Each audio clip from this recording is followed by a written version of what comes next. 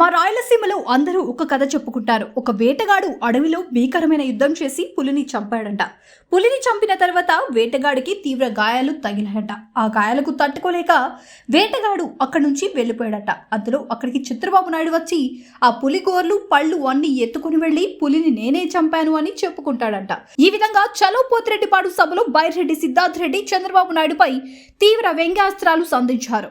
Rayalaseema lift irrigation అంటే మా జిల్లాలో ఉండే తెలుగుదేశం పార్టీ నాయకులు రాయలసీమ ఉద్యమకారులు అని చెప్పుకునే చాలా మంది కూడా గడిచిన 2 రోజుల నుంచి ఈ రాయలసీమ లిఫ్ట్ ఇరిగేషన్ వేస్ట్ అని చెప్పడం మొదలుపెట్టినారు.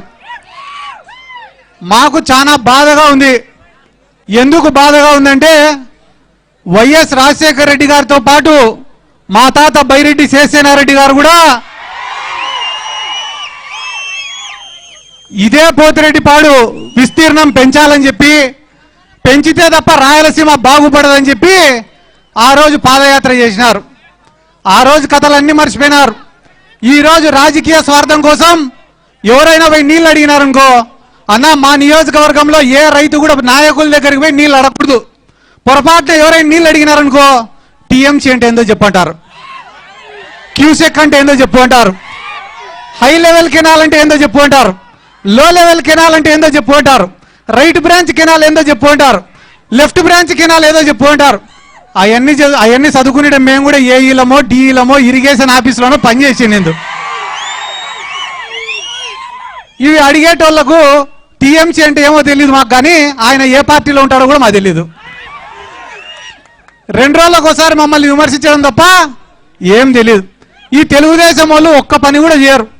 చంద్రబాబు నాయుడు గారికి తెలిసింది 2 పని చేయడం కాదు. ఒకటి శిలాఫలకం వేస్తాడు, పని ఎవరైనా చేస్తే వచ్చి మళ్ళా రిబ్బన్ కటింగ్ చేసి పోతాడు. మా నియోజకవర్గంలో అందరూ కూడా ఒక కథ చెప్పుకుంటా అంటారు. ఏమరా అంటే వేటగాడి కథ. ఒక వేటగాడు ఉన్నాడంట, భయంకరమైన భీకరమైన యుద్ధం చేసి అడవిలో పులిని చంపినాడంట.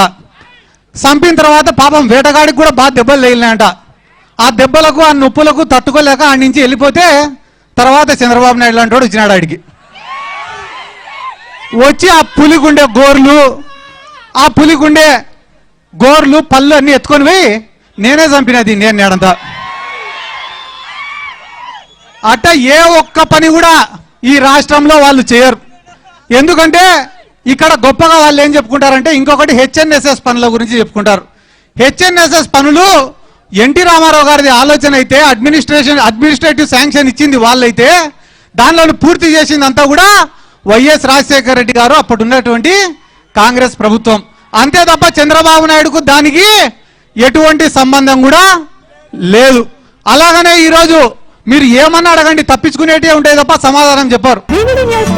తక్షణమే సబ్స్క్రైబ్ చేసుకోండి. నోటిఫికేషన్ కోసం మరిన్ని అప్డేట్స్ కోసం ప్రతి ఒక్క కుటుంబానికి ఉచిత ప్రకటనలు వచ్చే విధంగా మీకోసం మీ ముందుకు వివిధ న్యూస్ టీవీని ఏపీ ఫైబర్ నందు 99వ ఛానల్ మరియు యూట్యూబ్ నందు వీక్షించెదరు.